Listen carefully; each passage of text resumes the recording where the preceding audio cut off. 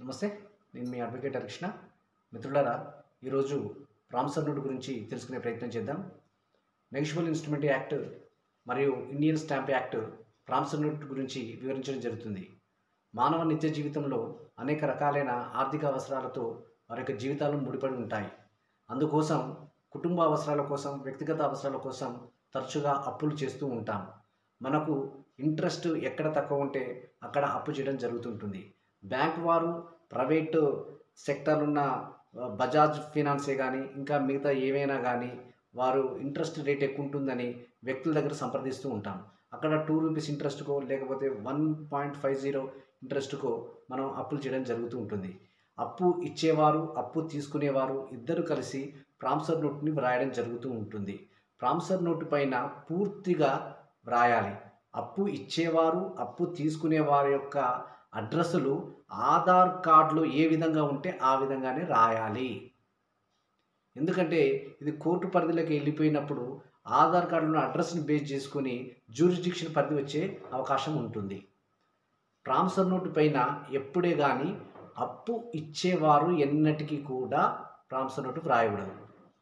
అప్పు తీసుకునేవారు మాత్రమే పూర్తిగా వ్రాయాలి.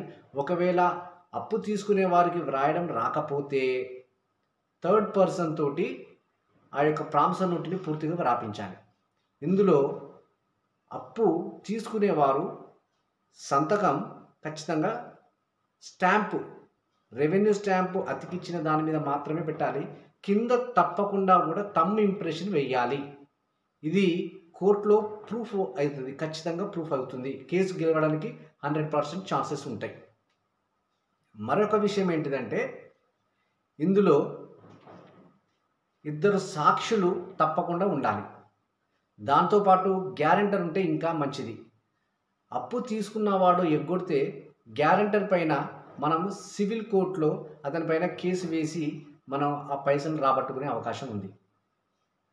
అంతేకాకుండా ఎప్పుడైనా కానీ కుటుంబ అవసరాల కోసం అప్పు తీసుకున్నాడని వ్రాస్తే అప్పు ఇచ్చేవారు ఎప్పుడే కానీ ప్రామిసరీ నోటు మీద కుటుంబ అవసరాల కోసమని రాపిస్తే అప్పు తీసుకున్న వారు మరణించినప్పుడు ఈ యొక్క అప్పు రికవరీ కోసం వారి కుటుంబంలో ఉన్న వారి పైన రికవరీ ఆఫ్ మనీ సూట్ వేసి ఆ యొక్క అప్పును రికవరీ చేసుకునే ఛాన్సెస్ చాలా ఉంటాయి.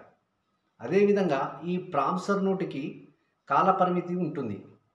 3 ఇయర్స్ కాలపరిమితి ఉంటుంది. 3 ఇయర్స్ లోపల మనం ఒక లీగల్ నోటీస్ పంపించి రికవరీ ఆఫ్ మనీ సూట్ వేసుకోవచ్చును. అదేవిధంగా ఈ యొక్క ప్రామిసరీ నోటు ఎప్పుడే కానీ డేటు, మనం ఎంతైతే అమౌంట్ ఇస్తున్నామో ఆ అమౌంటు అంకెలల్లో మరియు అక్షరాల రూపంలో వ్రాయాలి. అలా వ్రాస్తే ఎలాంటి ఇబ్బందులు ఉండవు. అదేవిధంగా సిగ్నేచర్ ఒకసారి చేసి దాని తర్వాతకి ఆ యొక్క ప్రామిసరీ నోట్ పైన అంశాలను వేరే సంవత్సరాలు రాసినప్పుడు ఖచ్చితంగా దొరికిపోయే ప్రమాదం ఉంటుంది. భారతీయ సాక్ష్య అధినియం 39(1) ఏం చెప్తుందంటే, మనం ఎప్పుడైనా కూడా ప్రామిసరీ నోటు మీద వివిధ సందర్భాలలో ఆ యొక్క ప్రామిసరీ నోట్ని పూరిస్తే దాని యొక్క ఇంక్ ఏజ్, పెన్ యొక్క ఇంక్ ఏజ్ చెప్తుంది. ఇది ఎప్పుడు రాశారు, ఏ సమయానికి రాశారు, ఏ సంవత్సరంలో రాశారని చెప్తుంది. కాబట్టి ఎక్స్పర్ట్ ఒపీనియన్ పోయినప్పుడు దొరికిపోయే ఛాన్సెస్ ఉంటాయి. కాబట్టి ఎప్పుడే కానీ ప్రామిసరీ నోటుని ఒకేసారి పూర్తిగా అన్ని అంశాలను వ్రాపిస్తే చాలా మంచిగా ఉంటుంది. అదేవిధంగా ప్రామిసరీ నోటు 1 లక్ష నుంచి 5 లక్షల వరకు ప్రామిసరీ నోటు సరిపోతుంది. అలా కాకుండా 7 లక్షల నుంచి 10 లక్షలు ఆ పైన ఉన్నప్పుడు ₹100 బాండ్ పేపర్ మీద రాసుకుంటే సరిపోతుంది. దీనివల్ల అందరికీ ఉపయోగకరం ఉంటుంది. ప్రామిసరీ నోటు మీద ఎప్పుడే కానీ గుడ్డిగా సంతకం చేసి వదిలిపెట్టకండి. అటు మీరు సఫర్ అవుతారు, అప్పిచ్చిన వారు కూడా కోర్టులో ఫెయిల్ అయిపోయే ఛాన్సెస్ చాలా వరకు ఉంటాయి. ఎందుకంటే ఇప్పుడు టెక్నాలజీ పెరిగిపోయింది, లీగల్ ఎక్స్పర్ట్స్ ఒపీనియన్ వచ్చేసినాయి. ప్రతి ఒక్కరు కూడా టెక్నాలజీ ఉన్నది.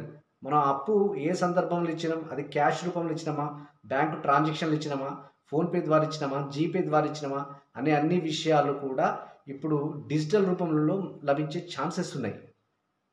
అతనికి మనీ అంత ఇచ్చే సామర్థ్యం ఉందా, అతను ఐటీ రిటర్న్స్ కడుతున్నాడా, ఇవన్నీ కూడా ఉంటాయి. కాబట్టి ఎప్పుడైనా కూడా సత్యమే గెలుస్తుంది. కాబట్టి ఎప్పుడు కూడా దుర్వినియోగం చేసే ప్రయత్నం చేయకూడదు. మిత్రులారా, మరిన్ని లా వీడియో కోసం మీ ముందుకు తీసుకొచ్చే ప్రయత్నం చేస్తాను. థ్యాంక్ యూ మిత్రులారా, థ్యాంక్ యూ.